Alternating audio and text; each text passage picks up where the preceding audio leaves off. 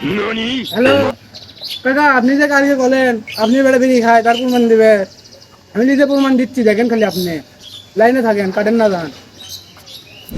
হ্যাঁ সোনা, কি খবর তোমার? 2 দিন ধরে তোমার সাথে কথাবার্তা নাই। ও, বাড়িতে মোবাইল কারে লিছিল?